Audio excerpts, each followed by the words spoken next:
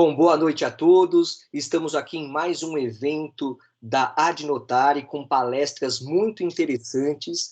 E antes de começar, eu quero primeiramente agradecer a todos que estão participando com a audiência aqui para fortalecer a nossa atividade e falar um pouquinho da Adnotare, né? A Adnotare é a Academia Nacional de Direito Notarial e Registral, uma entidade sem fins lucrativos que se pauta pela difusão do conhecimento na área do direito notarial e registral.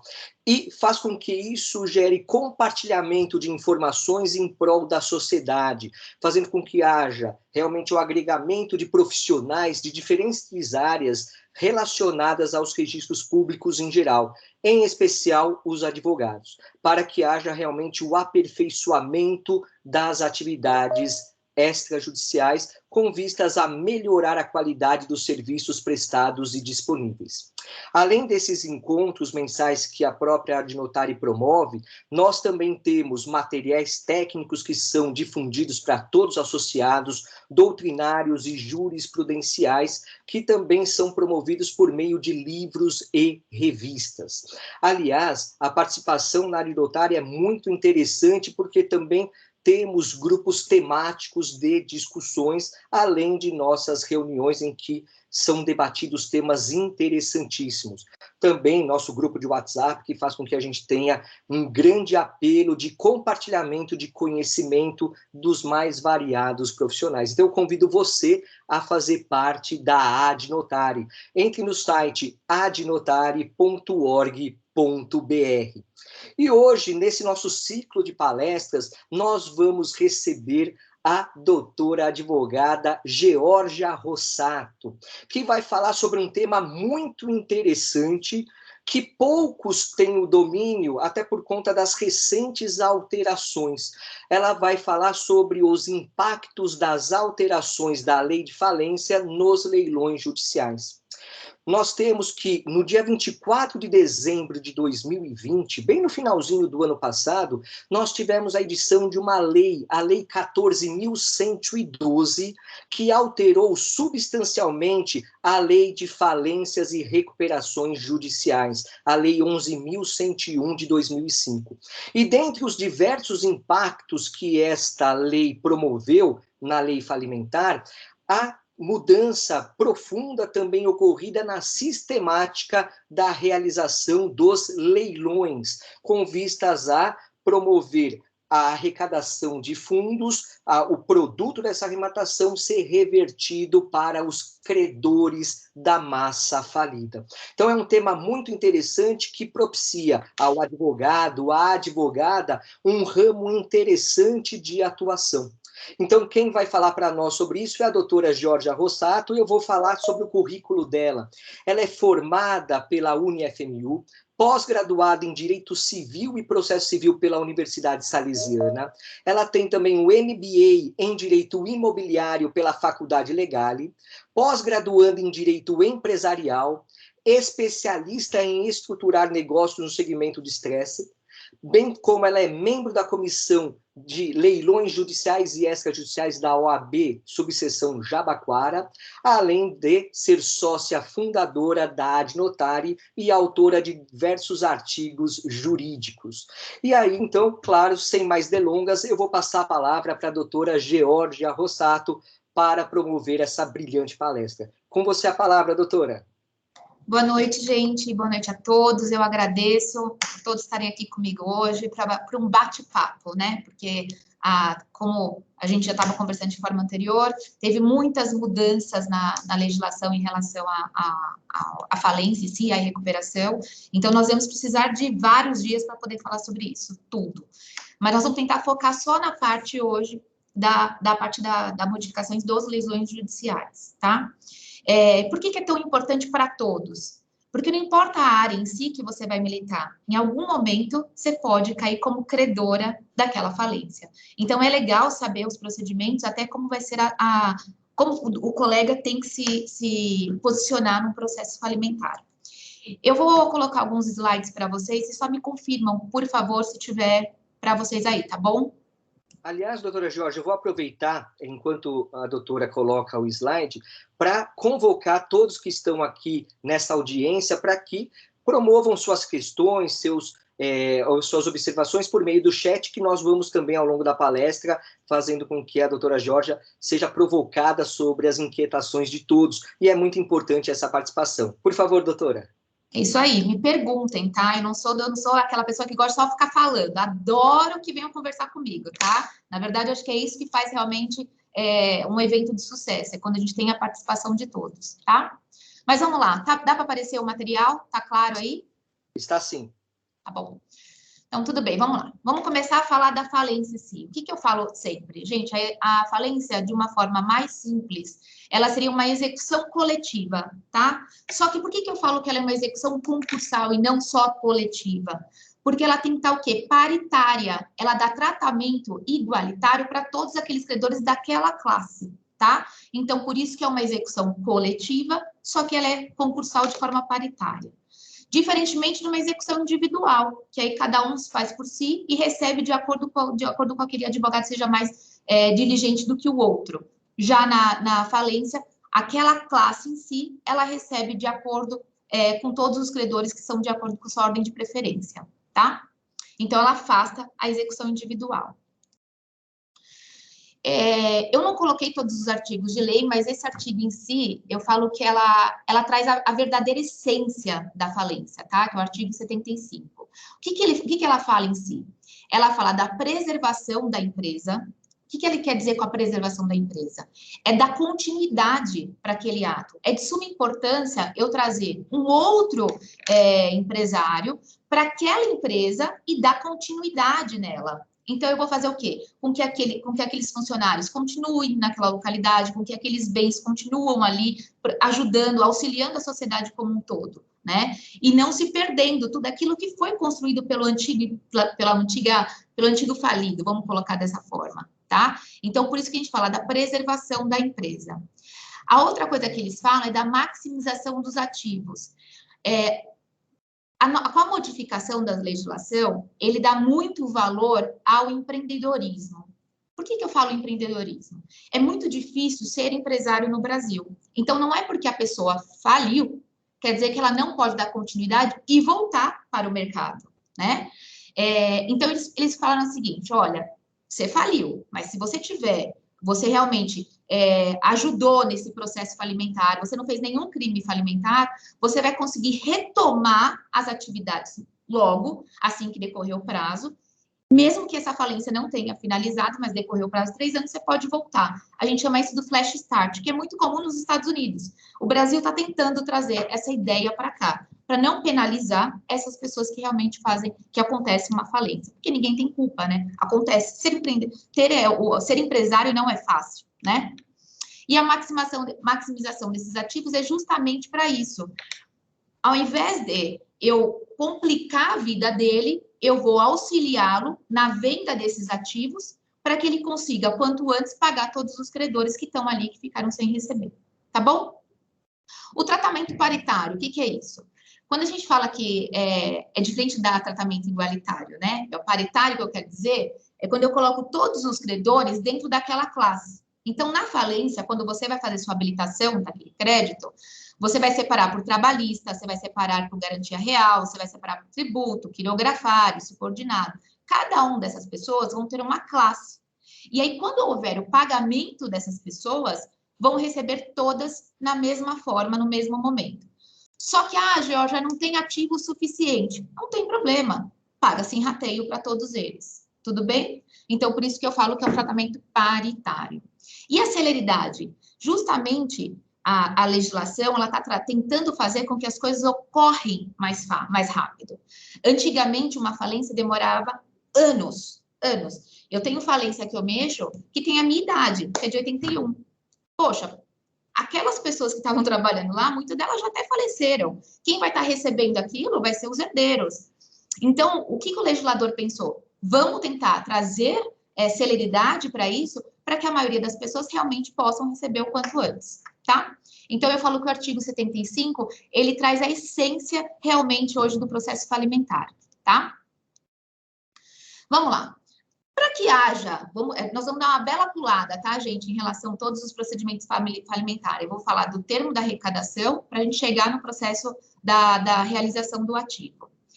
Para que eu possa realizar um ativo, ou seja, vender, eu preciso fazer o quê? A arrecadação.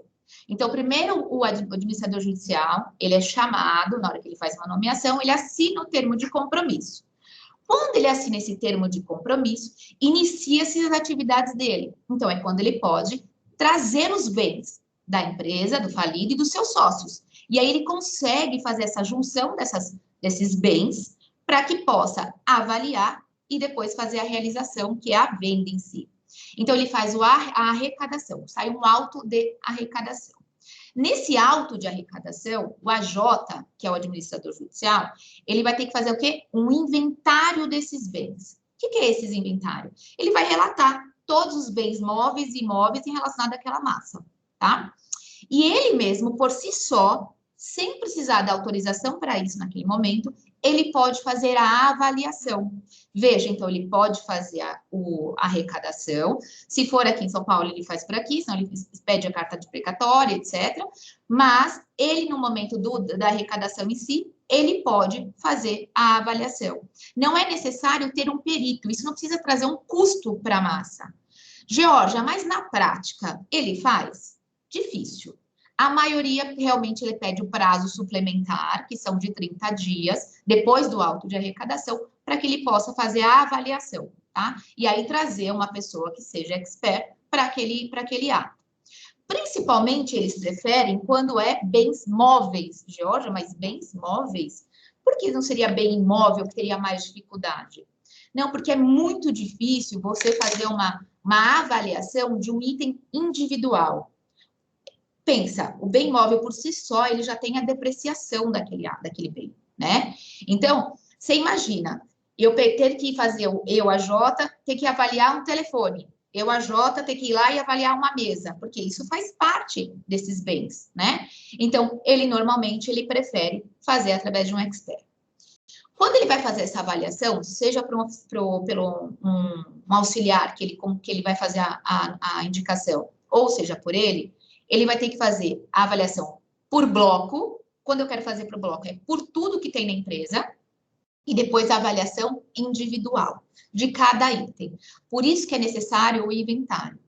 Muita gente me pergunta assim, Georgia, então quer dizer que se eu tenho bem imóvel relacionado àquela massa, eu tenho a obrigação de fazer a remoção desses bens? Não, não é necessário fazer a remoção. Eu posso deixar da maneira onde ela está, às vezes na sede da empresa, etc., desde que o AJ coloque meios para que aqueles bens não sejam furtados, etc., mas eu posso deixar lá, até porque vai evitar até um custo depois para a massa, né? Nós temos que pensar sempre, a ideia do AJ, nesse momento, ele tem que maximizar tudo, ele tem que pensar tudo que pode dar dinheiro. Puta, isso aqui vai me dar gasto? Vamos tentar resolver de uma outra forma, porque assim eu consigo pagar o maior número de credores, tá? Quando eu falo da arrecadação, eu vou fazer a arrecadação de todos os bens, seja do falido, seja dos sócios, ou seja, aonde aquele sócio esteja na posse de bem de terceiro. Porque o AJ, quando ele está fazendo a arrecadação, ele não está ali para avaliar se o bem é dele, se o bem não é. Se ele está naquele imóvel, por si só aparenta que ele seja o dono do imóvel. Então, ele não pode deixar de lado. Ele vai fazer a arrecadação de tudo. Tudo bem? Já, mas, ele arrecadou um bem que não era dele, era de terceiro. O que vai acontecer? Esse terceiro vai fazer uma habilitação de restituição para poder reaver o bem, ou através de um embargo de terceiro. Não quer dizer que esse bem vai ficar para a massa e acabou. Não, tem meios de poder retirá-los. Mas é função do AJ fazer isso. A única coisa que eu ponho uma atenção é, quando o AJ está fazendo a arrecadação desses bens, ele tem que fazer apartado o que é do falido e o que é dos sócios. Ele tem que ter essa divisão, tá? É de suma importância na hora que ele for fazer essa prestação, até para em relação ao pagamento dos credores, que tem uma ordem preferencial em relação a isso. Tudo bem? Ficou claro até aí, gente? Pode continuar? Então, vamos lá. Quando eu fiz a arrecadação em si, né? deu tudo certo, o termo foi lá, eu fiz a prestação, juntei os documentos que é necessário, que depois que eu fiz a arrecadação, eu vou ter que juntar certidões para demonstrar se é proprietário ou não, tá? Nesse momento, se o AJ entender que é para a massa mais vantajoso, pode-se abrir para que os credores, seja um ou através de mais de um, fazerem a adjudicação daqueles bens. Só que isso é através de uma autorização judicial. Ele vai ter que informar, falar, comunicar ao magistrado, informar da necessidade disso, que isso vai ser muito mais vantajoso para a massa, para que possa fazer essa adjudicação. Tudo bem? Mas lembre, eu não posso nunca priorizar um em face de todos os outros, tá? Tem que ser algo realmente que eu possa dar paridade para todos os credores, que eu possa ter feito todo o chamamento, respeitando a ordem de preferência. Eu não posso, em vez de já quem vai adjudicar, deixar um quirografário adjudicar sem eu dar preferência com o trabalhista. Tem que ter a ordem de preferência respeitando. E o AJ, nesse momento, ele tem que informar como ele fez o chamamento dessas pessoas. Tá bom? Outra forma que pode acontecer é através da venda antecipada. Georgia, por que a venda antecipada? Existem bens que são perecíveis, ou seja, podem estragar. E se estragar, só vai trazer o quê? Ônus para a massa.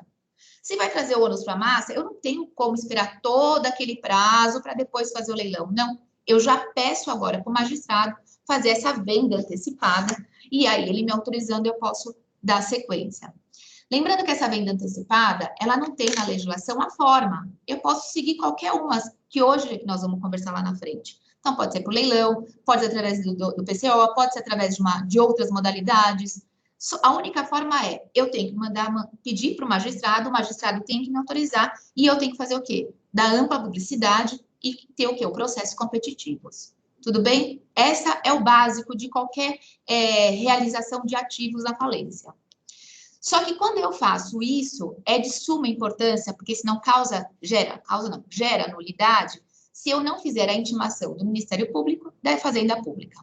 Eles devem ser intimados. Não é um ato opcional. Devem ser intimados. Ah, Georgia, mas tem queijo. É um monte de queijo ali que nós pegamos agora de um laticínio. Vai ter que fazer? Vai ter que fazer. Então, nós vamos realizar a venda antecipada para que aqueles queijos não estraguem e vai o dinheiro para a massa. Tudo bem? Seguimos. Vamos pensar que o AJ fez essa arrecadação toda, tudo que ele podia procurar, ele procurou, seja o nome dos sócios, da empresa, enfim, não tem nada, camarada, ou ele não tem bens, porque pode acontecer isso, né? Quantas falências a gente vê que são arquivadas por falta de ativos, ou o valor, ele é insuficiente. Perto do que o camarada deve, o que ele arrecadou, cara, é insignificante. O que acontece? O Ministério Público nada, desculpa. O AJ, ele tem que informar para o magistrado de forma imediata, que aí vai ser expedido um edital para que todos os credores tomem ciência desse relatório do AJ, e aí eles podem fazer o quê? Primeiro lado, eles podem requerer o prosseguimento, vamos pensar que ele arrecadou, não arrecadou nada. E os credores entendem que há bens ainda. Então, eles podem, um credor, por exemplo, ele pode arcar com os custos do AJ e aquela falência da continuidade. É comum acontecer isso? Não. Mas tá ali na letra de lei. Se ela vai ser usada ou não, mas está lá, tá? Agora, se dentro desses 10 dias ninguém se manifestou e o AJ fez alguma arrecadação, deve ser feita a venda desses bens. E aí, como vai ser feita a venda? Como eu disse de forma anterior, vai ser feita através de leilão eletrônico, vai ser feita através de uma modalidade que ele entender que seja mais competitivo, qualquer outra forma, mas tem que ser feito a venda. Depois, se faz a prestação de contas, faz o pagamento e encerra a falência. Tudo bem? Então, existem casos que nós vamos se deparar com isso? Existem, tá? Vamos lá. Vamos pensar que, como eu disse agora, que o AJ teve os bens, né? Arrecadou os bens, então ele vai ter que mandar para fazer a realização desse ativo. Existem prazos para ele realizar isso. Se for para bens móveis, 30 dias, e bens imóveis, 60 dias, tá? E aí depois ele apresenta o relatório. Eu brinco que esse artigo de lei, ele fala que depois do despacho, ele faz o encerramento. Na verdade, ele deve fazer um relatório, depois do relatório, o magistrado faz o encerramento, não é ele por si só que ele se encerra, né? Ele tem que fazer a prestação de conta, porque ele é um auxiliar do magistrado. Quem dá finalização é o magistrado. Tudo bem?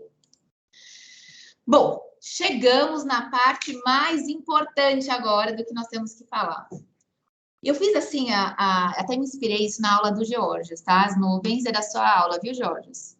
Esses slides, tá? Com as nuvenzinhas. Como eu sabia que era você, eu falei, deixa eu fazer uma coisinha parecida. Vamos lá. O que é a realização do ativo? Qual que é a figura do AJ, né? Eu falo, o que ele quer?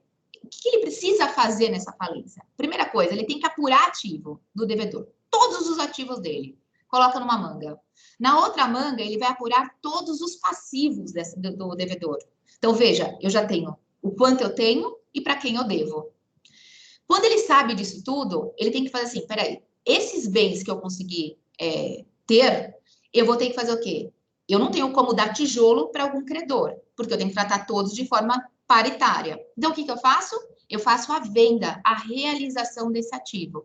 Eu transformo isso em grana para eu pagar todos os credores, respeitando a ordem de preferência deles, tá? Essa é a ideia, é a essência do trabalho do AJ. Vamos lá. Então, arrecadou, teve o termo da arrecadação, inicia-se o procedimento de venda, só que quando eu falo que arrecadou, faz o procedimento da venda, ele independe do quadro geral de credores, que é esse QGC que eu coloquei agora. O QGC, ele independe se ele está formado ou não. Pode estar vindo todos os credores lá, olha, camarada me deve, ó, tem uma ação trabalhista aqui, eu peguei uma certidão, fiz um incidente, vai ter esse processo, o AJ vai ser intimado, vai ter que fazer a manifestação lá, o Ministério Público também se manifesta lá, para depois sair uma decisão da habilitação em si. Essa habilitação, o nome desse camarada vai para o quadro geral de credores. Só que, Georgia, eu tenho esses bens que eu estou vendendo. Não tem problema? Não, zero problemas. Eu posso ter a venda desses bens e, de forma simultânea, está ocorrendo essas habilitações. Isso porque, lembra que eu falei do início? Que eles pensam na celeridade, eles querem que essa falência acabe o quanto antes, porque é importante para todos os credores receberem o que é de direito e finalizar esse processo, para que esse camarada que se sente ainda numa situação preterida porque ele faliu, ele possa voltar, mesmo que a legislação ela fala do flash start, mas tem muito empresário que espera, não, eu espero acabar essa falência, eu me sinto melhor, para depois retornar às atividades. Isso tudo faz com que haja uma economia melhor, vamos colocar dessa forma, tá?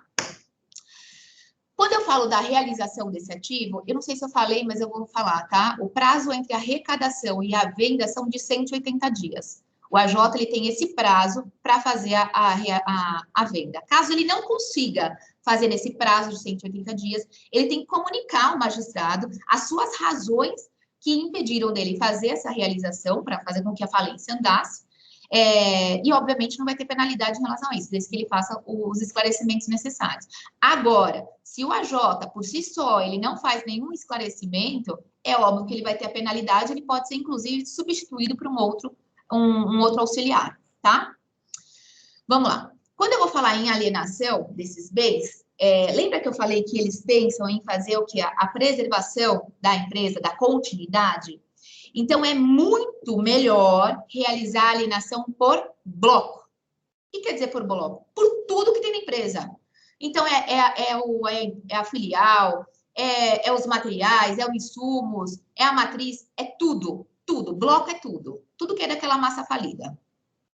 Isso eu faço o quê? Isso eu até brinco que, assim, quando eles falam na maximização, isso é meio que óbvio eu conseguir fazer a venda desse bem em bloco e aumentar o dinheiro para a massa.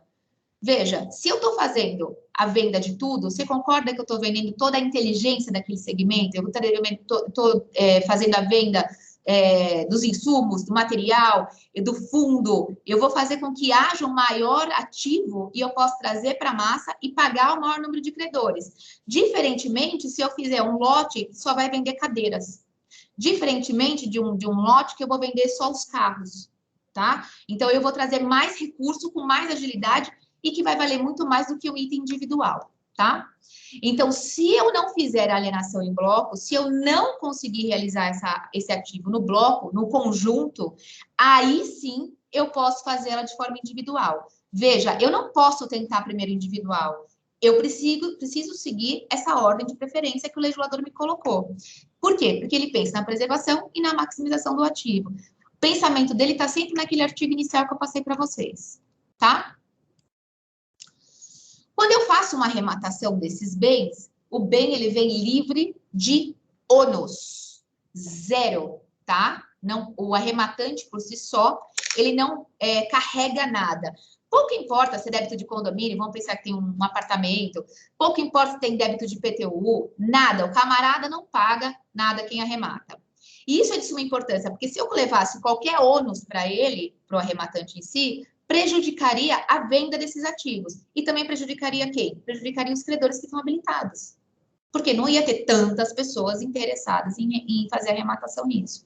Hoje, o leilão da falência é um dos leilões mais concorridos, tá? Primeiro porque é livre de ônus, e isso já causa uma segurança para o arrematante.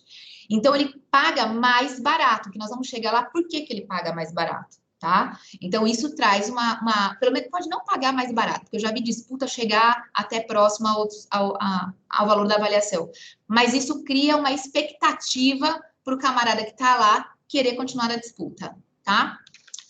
Bom, quando que o bem não vai ser repassado para o arrematante livre de ônus? Porque o legislador se preocupou com isso, porque não acontece no Brasil, deve acontecer em outro lugar. Mas existem empresas que fraudam essa falência. Para quê? Para reaver algum bem sem qualquer ônus. Então, ele falou, olha, se você for sócio, se você for parente da linha reta ou colateral até 4º grau, ou se você for algum agente do falido, você não vai receber o bem livre de ônus. Você vai ter que arcar. Isso é uma precaução que ele teve para que não ocorresse qualquer tipo de fraude, tá? Mas se você não for dessa galera aí, você vai seguir a regra geral e o bem é adquirido livre de ônus. Porque na legislação comum existe uma puta discussão ainda, desculpa o termo, mas existe uma grande discussão, vamos colocar dessa forma, entre se é aquisição originária, se é aquisição derivada, se eu acompanho os débitos e não acompanho. Na falência, não, porque é artigo de lei, livre de ônus. Então, pouco importa se ele tem débitos ou não, tá? Vai ficar para a massa, porque essas pessoas que foram no curso da massa, são débitos no curso da massa, a gente chama isso de credores concursais, eles vão receber no momento da ordem de pagamento. E se for débitos antes, é extra concursal, ele paga também antes de forma privilegiada, tá? Outra coisa que mudou é que, assim, antigamente o AJ, ele tinha a prerrogativa. Ele podia fazer a venda no momento que ele entendesse mais conveniente, desde que, volto, o quadro estivesse formado. Se o quadro não estivesse formado, não podia fazer a venda. Mas uma vez que o quadro estivesse formado, o AJ tinha a liberdade para realizar esse ativo da maneira que ele entendesse. Agora, não. Nós não estamos falando de celeridade para as coisas acontecerem mais rápido? O que o legislador colocou? Independe de como está o mercado. Não importa se está com Covid ou se está no boom imobiliário. Deve-se fazer a venda em até 180 dias após o termo de arrecadação. O AJ não tem mais não pode mais escolher o período da venda, tá? Quais são as formas dessa realização? Como que o AJ pode se colocar?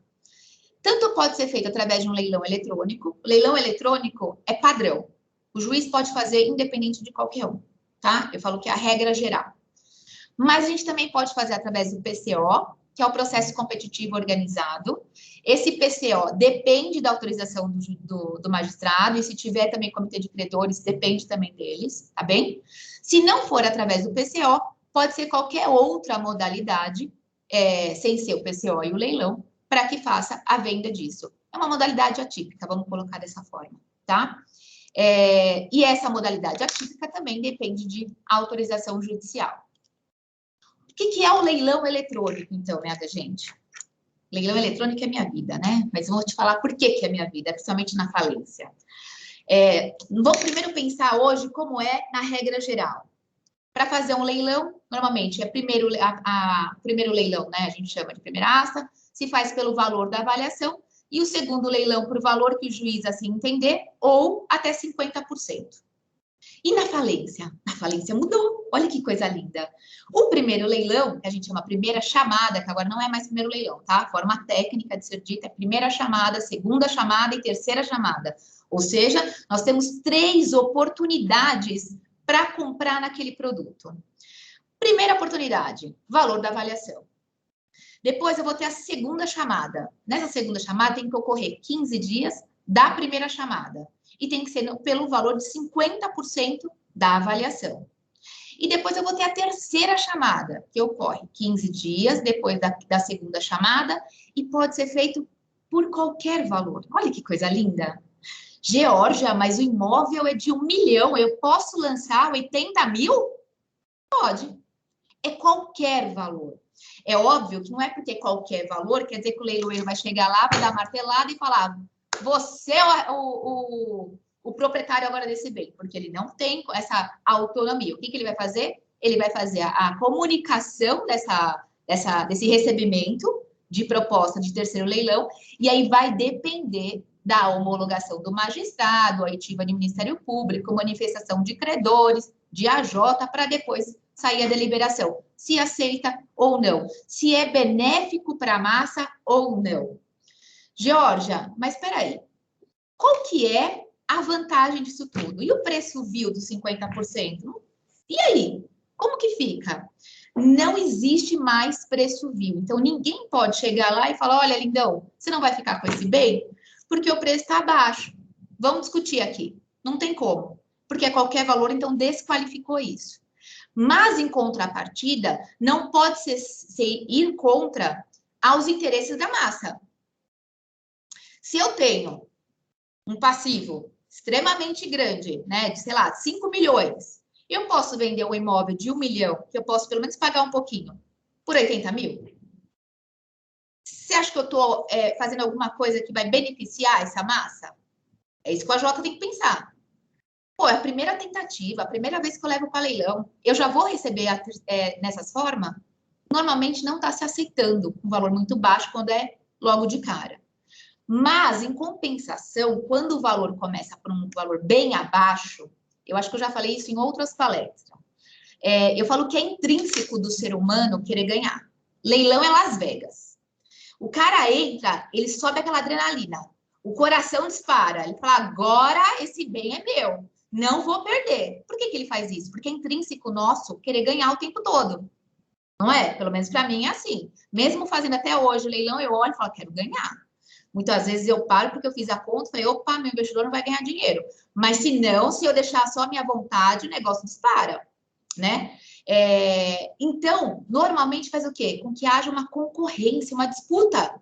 Mesmo que eu possa fazer por qualquer valor, ele dá uma encorajada para a galera entrar na disputa. Então, isso, na verdade, o legislador, quando ele quis fazer, ele quis justamente fazer com que os interessados entrassem nessa concorrência e tivessem o interesse realmente de fazer a aquisição.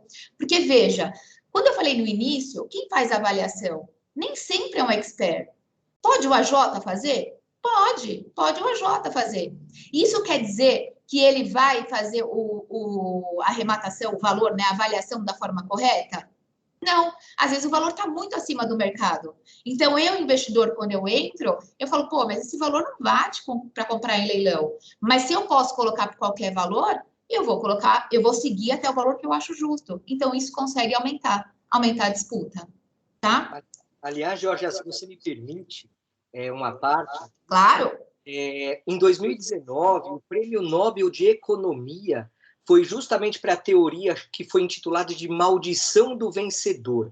Do ponto de vista econômico, foi analisado que existem fatores inúmeros que fazem com que a pessoa queira vencer, como você bem expôs, né? E isso faz com que a pessoa faça um mau negócio e muitas vezes só descubra este mau negócio após a arrematação, né? Por isso que é a maldição do vencedor.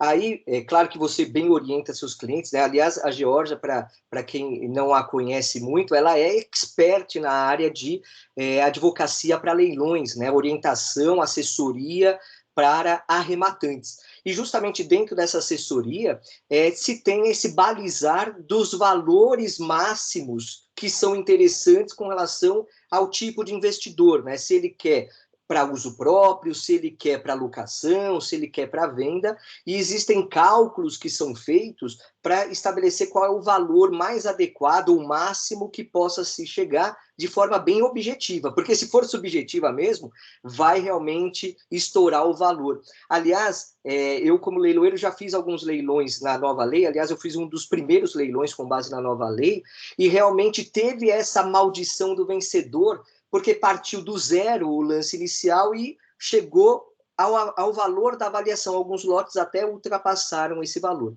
Tá? E, Jorge, eu vou me permitir aqui, o doutor Marcos Prado fez uma pergunta, e ele até falou assim, ele vai ter que sair um pouquinho mais cedo, tal, então eu vou dar uma prioridade para a pergunta dele. Foge um pouquinho dessa temática que você está explicando, mas é uma pergunta muito interessante. Né? Legal. Ele primeiro te parabeniza pela exposição, né, que é uma excelente exposição, e ele fala o seguinte, existem e quais sejam as diferenças entre o procedimento de leilão de imóvel em recuperação judicial ou em falência? Tá, vamos lá. Eu vou dar só uma ideia geral, tá? Vamos pensar aqui, gente. Quando eu estou na recuperação, que estou em recuperação, eu ainda estou sob a presidência da minha empresa. Então, eu consigo controlar os atos. Então, quando eu vou informar que eu estou em recuperação, que eu estou em dificuldade, né? E vai vir os credores, a gente faz um plano, o plano da recuperação. E esse plano eu vou falar, olha, eu devo para A, B, C, D e E, e eu quero liquidar desta forma. E eu, como eu estou no meu poder, né, da empresa, ninguém me tirou dela, eu posso colocar aqui, vamos supor, eu vou vender uma filial por 70%. Eu consigo colocar alguns limites nessa posição. O procedimento da alienação no leilão em si, ele não tem muita diferença, porque é através de leilão eletrônico, faz um edital, faz a publicação no site, tem que ter o chamamento do Ministério Público, das fazendas, enfim, essa parte praticamente é igual. Entretanto, na recuperação, no plano, eu posso colocar alguns valores que eu entenda que vai ser muito mais benéfico. Na falência, eu perdi o controle, eu sou afastado das minhas atividades, e é o AJ que entra. Então, quem vai começar a delimitar isso não sou mais eu, é o AJ. Então, vamos colocar de uma forma, sem entrar no mérito de todos os atos, que tem bastante diferença em alguns atos, mas de uma forma geral, é essa a ideia, tá? Respondido? Perfeitamente, doutora Jorge. Então, bora lá. Então, não tem mais a ideia do preço vil. Tudo bem? Até aí ficou claro que não adianta ter discussão sobre isso, pode impugnar, que não vai virar o preço vil.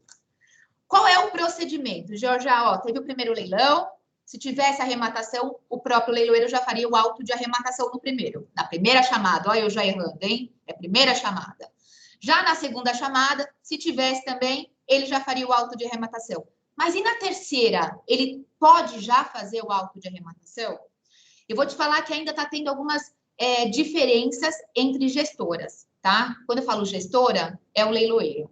Tem alguns leiloeiros que fazem o auto de arrematação e e pede para fazer o depósito de 10% a título de caução. Georgia, está na lei? Não. Não está na lei esses 10%. Os 10% está em caso de impugnação sobre o valor. E não no caso da terceira chamada. Mas tem gestora que está fazendo dessa forma, que se ele coloca isso no edital e o edital é homologado, vira regra entre as partes. Existem outros em que o leiloeiro simplesmente só pega a proposta e encaminha para o magistrado. E o magistrado, depois de ter feito a oitiva do Ministério Público, dos credores e do AJ, a partir da decisão dele, ele pede para o leiloeiro fazer o auto de arrematação. Então, ainda, por ser novo, não tem um procedimento igual para todos os leiloeiros, tá? Cada leiloeiro está fazendo de uma forma ainda. Então, não tenho como te falar a regra de todos. Mas pode acontecer dessa forma? Dica primordial, leia o edital. Se o edital de leilão estiver falando que é para pagar os 10%, como ficou a regra entre as partes e você aceitou as condições, faça. Agora, se não tiver no edital, não está na legislação, então você não é obrigado a fazer, tá? O que deve fazer é só a proposta. Agora, lembre que essa proposta, ela te amarra nessa arrematação. E se você fizer alguma desistência, etc., você vai ter as penalidades legais, tá? Então, não tá ali, eu faço uma proposta hoje, amanhã eu desisto. Desisti por quê? Porque eu pensei, melhor, não quero mais. Perdi o calor da emoção, na verdade, não quero mais. Não, não pode. Uma vez que eu fiz a proposta, ela tem que ser seguida. Tudo bem? O que é o processo lembrando, né, gente? Perdão, eu não falei isso, mas eu acredito que todos saibam. Quando é leilão judicial eletrônico, deve ser feito através de leiloeiro. Tudo bem? Cadastrado na junta comercial, tudo bonitinho. Tem no mínimo seus 3 anos de exercício. Segue a regra geral, tudo bem? Nada mudou em relação ao leiloeiro. Aliás, quando eu estiver falando... Desculpa só te interromper, Jorge. Só um comentário importante, que o CNJ... ele deliberou que não existe, até você falou o nome gestoras, né? Não pode mais haver gestoras. O leiloeiro é uma profissão regulamentada com um decreto de 1932, que foi absorvido pela Constituição Federal de 88, é constitucional, e é uma atividade de prerrogativa de pessoa física devidamente registrada na junta comercial, que não pode ser sócio de empresa. Então, o gestor, né, é o próprio leiloeiro pessoa física, não existe empresa gestora de leilões, né? Então, é só um detalhe muito importante a ser observado. Teve até uma briga grande aí entre leiloeiro e gestora, mas acabou saindo realmente o que o Jorge falou. E é isso, vocês têm que olhar se tá realmente o leiloeiro tá lá certinho na junta comercial, se tem os 3 anos de exercício, porque senão vai te dar um problema lá na frente, tá? Ah, mas o leiloeiro fez... o leiloeiro não, o juiz fez a nomeação do leiloeiro X, tem 1 ano só. Gente, né? Tá na lei, não adianta, vai dar problema, tá? Seguimos, então. Tiraram todas as dúvidas da parte do leilão eletrônico, entenderam como que é, recebeu a proposta, manda para o magistrado, vai ter essa diferença entre leiloeiros, para saber se faz o auto de arrematação ou só manda a proposta, mas uma vez feito, vincula e eu não posso ter desistência. A partir do momento que, acaso, o magistrado aceita, aí sim eu faço a expedição do auto de arrematação e aí o pagamento do produto da arrematação em si, mais a comissão do leiloeiro, que são de 5%. Ficou claro, gente? Beleza? Podemos seguir? Beleza, vamos falar agora do processo competitivo organizado, chamado de PCO. Tem muita gente que me pergunta, Jorge, eu nunca vi isso. Você nem para que serve? Realmente tem isso em falência? Tem, eu já vi. É comum? Não. Por quê? Primeiro que quando você faz um PCO, você precisa da autorização do magistrado e também precisa, se tiver, do comitê, tá?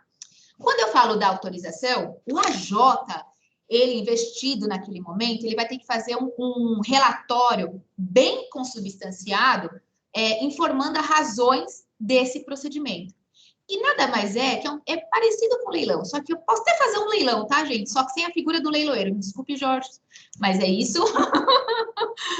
Eu posso fazer um leilão, digamos assim, sem ter o leiloeiro, colocando uma outra pessoa que seja também um agente especializado, que tenha conduta ilibada, que ele possa fazer aquele ato. Só que tem que ser através de um relatório extremamente colocado todas as razões para essa formalidade. Então, vamos colocar que, às vezes, o AJ pegou... Vamos pensar que ele está fazendo um leilão de uma empresa que faz chocolate. Adoro chocolate. E aí, você concorda que essa empresa vai adiantar eu fazer o chamamento para a Geórgia? Quem é a Geórgia? Geórgia não vai comprar uma empresa, uma indústria, uma empresa de chocolate. Adianta eu chamar os Geórgios? Em tese, também não é o ramo dele. Mas eu, AJ, eu posso criar um plano e chamar os principais players desse negócio. E fazer um ato competitivo só para esses players. Posso fazer isso para os principais? Posso. Desde que eu apresente isso para o magistrado e para, se tiver um comitê, para que haja a homologação desse ato. Tem gente que fala assim, pô, Jorge, mas qual que é a vantagem disso? Primeiro, o que eu vou fazer, eu vou chamar os players principais, tá? E segundo, eu posso diminuir o encargo da massa. Quando eu quero dizer o gasto da massa? Em vez de eu realizar um ativo e cobrar os 5%, que é do arrematante, pagar os 5% para o leiloeiro, o camarada pode cobrar 5% e voltar para a massa 2%, por exemplo. Nesse PCO pode constar isso. Ou 3%. Veja, eu posso trazer recursos para a massa.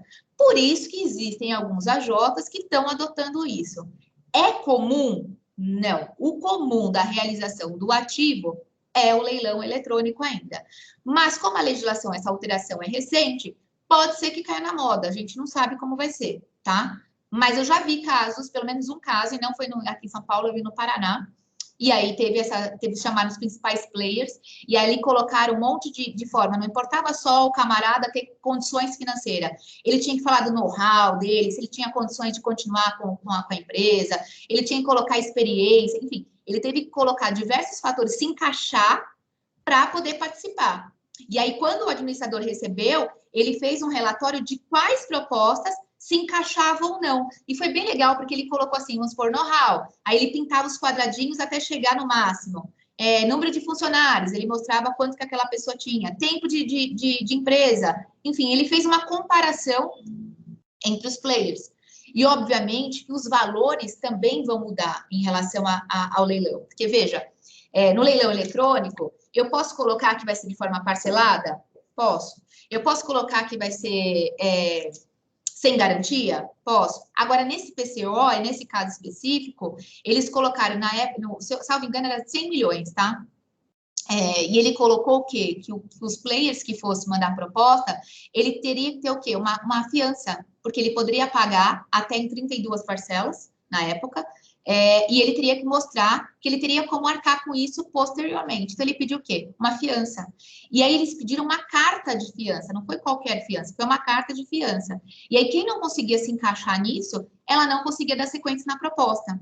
Eu lembro que quem ficou foi o segundo colocado, que se eu comecei, na verdade, eu acompanhei não porque eu tinha cliente, eu acompanhei por curiosidade para saber o procedimento, tá?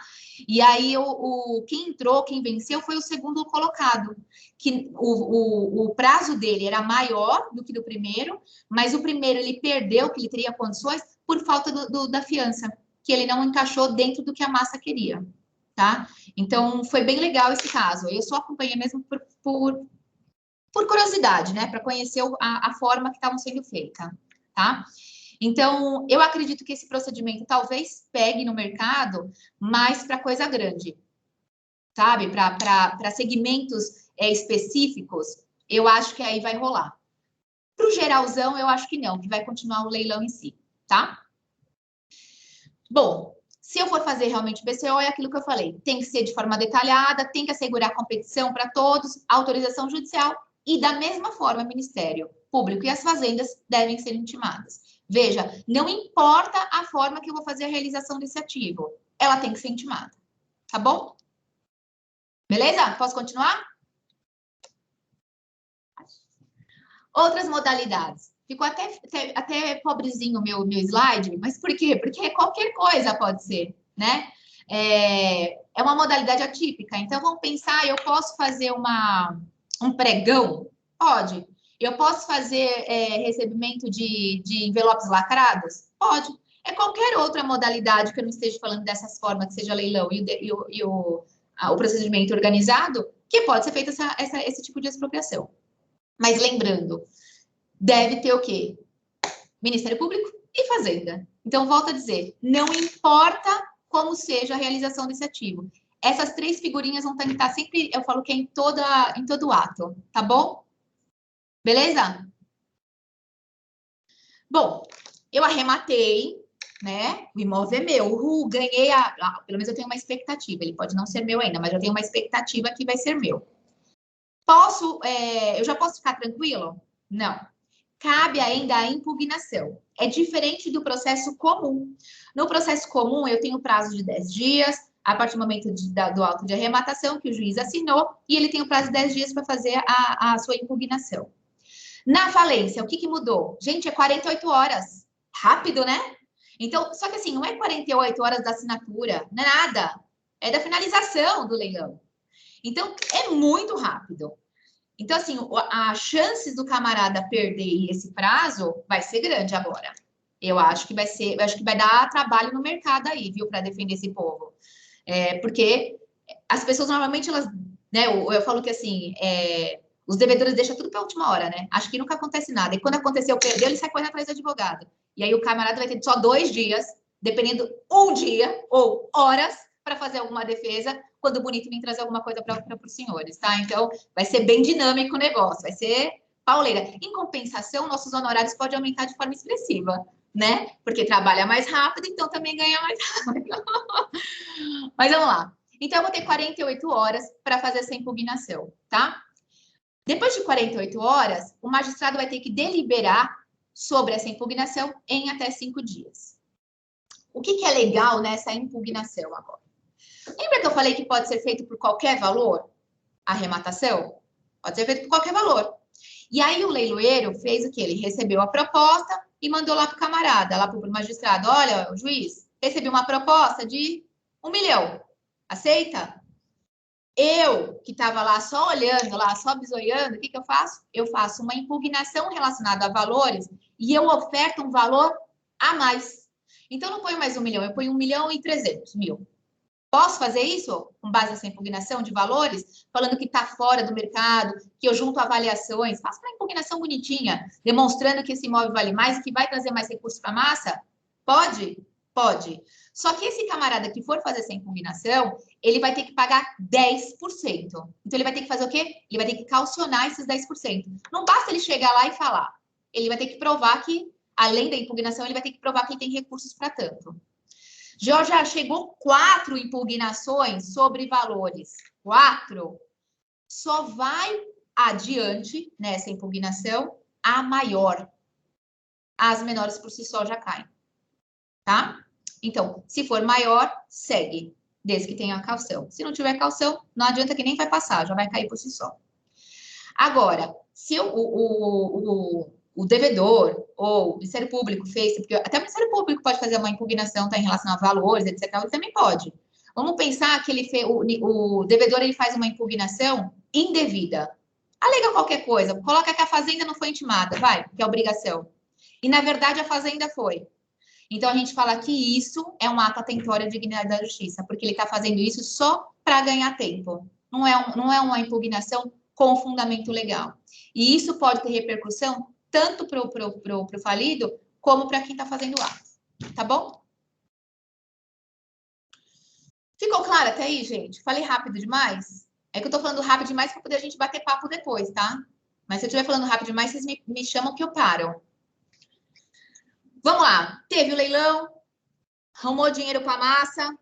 Eu preciso esperar o quadro, que eu chamo de QGC aqui no slide, que é o quadro geral de credores, está consolidado para iniciar o pagamento? Não. Não é necessário a consolidação desse quadro.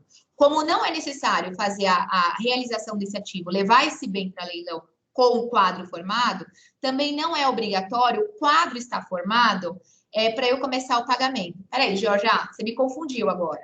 Você falou para mim que a falência é uma execução concursal paritária, que todos os credores que estão naquela classe vão receber.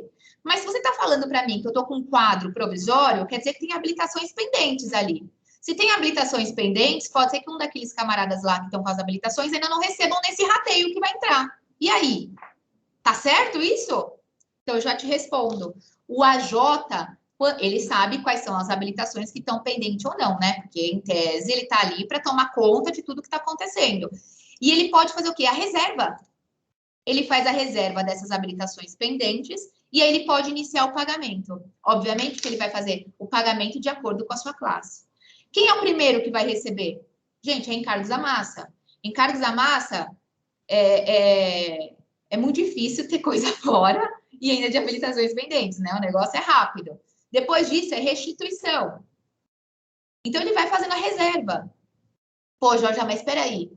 Tem 3, tem Banco do Brasil, Safra, Santander na restituição, mas tem um INSS lá, tem a parte que deveria ter recolhido do imposto de renda e que está em discussão. Vai entrar? Vai entrar. Então, ele tanto pode fazer a reserva agora, ou se ele tiver diversos bens ainda para fazer a realização desse ativo, ou seja, vai entrar dinheiro para a massa, ele pode deixar para mais para frente. Só que tem uma consideração. A partir do momento que qualquer restituição entrar, ainda que pese estiver fazendo pagamento de uma classe trabalhista, ele entra e leva todo o dinheiro da massa, naquele momento relacionado ao crédito dele, tá? Então, lembre que a gente faz pagamento por classe, tá? Então, existe essa ordem de prelação. E eu falo que os pagamentos ele tem que respeitar entre o extraconcursal e os concursais. Qual que é a diferença entre um e o outro? O extraconcursal é depois da quebra. São todos os gastos que eu tenho depois da quebra. Tem algumas empresas que, mesmo que quebraram, elas continuam em funcionamento. Porque é interessante, às vezes, a empresa estiver lá, às vezes ela pode tanto continuar em funcionamento e a própria massa pagar, como também eu, a Jota, posso alugar o espaço. Mas vamos pensar que está lá e vira um trabalhista lá. Entra um trabalhista em relação depois da quebra. Ele vai entrar como extra concursal trabalhista. Então, ele tem prioridade no seu recebimento. Eu primeiro pago o extra concursal, para depois eu pagar os concursais trabalhistas. Então, eu vou ter extra concursal trabalhista, extra concursal tributário, extra concursal quirografário. Ou seja, é todos os débitos no curso da quebra, tá?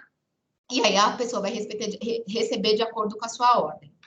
Já os concursais, eles precisam que os credores façam as suas habilitações. Então, é necessário fazer um incidente em paralelo, declarar o seu direito naquela falência para que o AJ coloque a informação no quadro, para que ela possa receber alguma coisa. E aí, esses concursais, que débitos antes da quebra, né? Antes, quando eu quebrei, eu já sabia desses débitos, essas pessoas têm que se habilitar e vão receber de acordo com a sua ordem. Tudo bem? Ficou claro? Aí aqui, gente, eu coloquei só um esboço, né? Para que vocês sabem a ordem dessa galera que vai receber em relação aos credores concursais. Se eu estiver falando de acidente de trabalho, ele vai receber antes de todo mundo. Ele é o principal credor. E agora, ele não tem limite. Então, se eu estiver falando de um crédito, de uma habilitação de 1 milhão, ele vai receber 1 milhão. Não tem limite. Ele antes. Isso por quê? Porque é como se eu estivesse indenizando ele, né, para algum auto. Então, eles colocam nesse valor. Aí eu vou ter os créditos trabalhistas. Veja, aqui ele mudou. Aqui a gente não paga mais o camarada que tem 2 milhões de crédito na falência em relação a débito trabalhista. Por que não paga? Porque eles estão tentando fazer com que todos os credores daquela classe eles recebam e que seja realmente alimentar. É realmente para sua sobrevivência, vamos colocar dessa forma. Então, ele coloca que até 150 salários mínimos, ele recebe como preferência de classe trabalhista. Mas, peraí, Jorge, eu tenho 2 milhões. Eu vou perder o resto do meu dinheiro? Não. A diferença desse saldo cai para quirografário. Então, você vai receber se eu conseguir pagar todas as outras classes, tá? Isso meio que deu uma ajuda até para os empregados que tinham um salário menor. Porque é injusto você comparar um diretor de uma empresa que recebe uma puta grana relacionado com uma outra pessoa que faz tem uma função mais barata, vamos colocar, que recebe seu salário mínimo. Então, quando você vai fazer o rateio daquela classe, é óbvio que aquele camarada que ganhava valores mais expressivos vai ter um valor no rateio, um valor maior, que vai ser significativo naquele momento que ele está recebendo. Em compensação, aquele funcionário que ganha pouco, vamos supor que ganha o seu salário mínimo na época, ele vai receber o quê no momento do rateio? R$10? R$12? Eu já vi isso acontecer. É justo? Não, né? Então, a legislação acabou trazendo essa diferenciação, porque realmente esse crédito ele coloca como crédito alimentar. Embora a legislação ela não fale, a gente tem através da jurisprudência as suas equiparações, né, em relação à trabalhista. Então, os honorários entra aqui nessa parte também. Então, vamos supor que você entrou com uma ação trabalhista lá do seu cliente e ele ganhou, sei lá, 6 milhões na sua ação trabalhista. Parte dele vai ficar como na classe trabalhista e parte do crédito dele vai para quirografário. Se você não fizer uma habilitação distinta, você pedir para que faça a sua parte diferenciada, você vai receber de acordo com ele, trabalhista e quirografário. Mas se você já for esperto nesse momento, diligente, você já pede para separar e o teu valor integral dos seus 30% vai receber na classe trabalhista, tá? Então, é importante isso, gente, tá? É din-din para nós, porque a gente trabalha tanto, a gente merece ganhar também ao final. Tudo bem até aí? Depois disso, nós vamos ter o quê? Os credores por garantia real. Garantia real também ficou com limite agora. É limite gravado até o valor do bem, tá? O valor do bem que está no contrato. Então, se naquele contrato está 500 mil, é até 500 mil. Ah, desculpa, eu só não falei uma coisa que está tendo uma discussão hoje. Esses 150 salários mínimos, quando eu coloquei aqui, existe uma discussão, tá? De muitos ainda. Se é da época da quebra ou do momento que eu pago. Geórgia, eu entendo que é da época da quebra, tá? Os 150 salários mínimos da época da quebra. Mas isso tá igual para todos os processos? Não. Tem juiz que entende que é 150 salários mínimos da data da liquidação dos valores, tá? Então, eu só coloquei da quebra porque é a maneira que eu entendo, mas se vocês verem diferente, é porque não tem isso na legislação em si, tá? Isso é criação de jurisprudência. Bom, pagamos garantia real até o valor do bem que está no contrato.